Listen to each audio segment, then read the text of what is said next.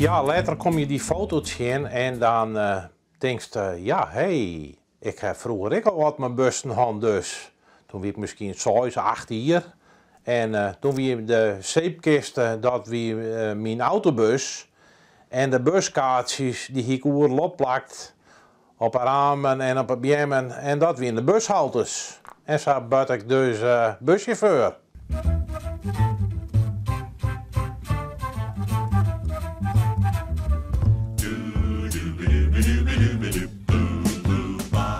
Ik ben net direct zien bussen raken. Ik was vroeger boer. En toen ben ik daarmee stoppen, begin 80er jaren. En toen heeft mijn vrouw wel eens gezegd, dan moest je als dus een hobby krijgt. En ik hier een paar modelautootjes van vroeger uit mijn jeugd waai. En zo is het eigenlijk wat begonnen. Daar raak ik maar naar Beurzen, naar Driebergen, naar Houtenta. En daar vond ik in een schunnedoze busfoto's van Zuidwesthoekbussen.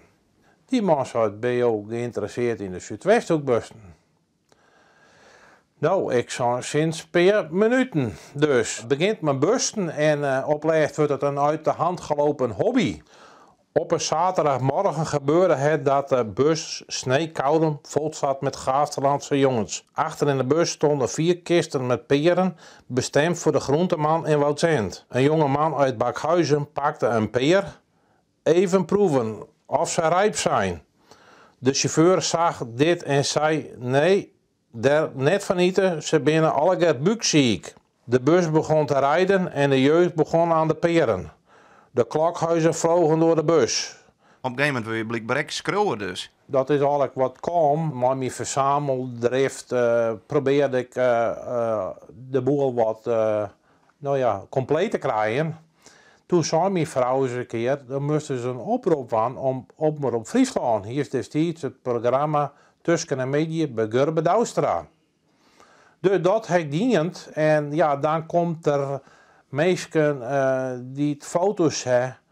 Dan krijg je van alle Friese openbaar vervoerbedrijven krijg je foto's onleveren. Daarna belt het Streekmuseum uit Oudemarm. Worstel bij u net eens een tentoonstelling houden. En een tijd van de dag zei de beheerder Henk Dijkstra: God melden, dat is ook mooi spul. Dit moet eigenlijk vastgelegd worden in een boek.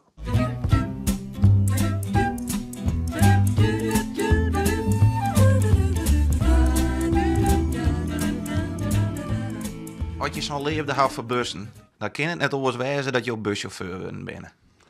Ik heb 2 keer bij de Fram gesolliciteerd, maar mijn rekeningen voldoen net aan hun eisen die het zijn erom stelden. Dus dat is oergend. Maar ik ga later nog een op bussen rijden. Ik heb een maat uit Jouwerwijk, die zit in de bushandel.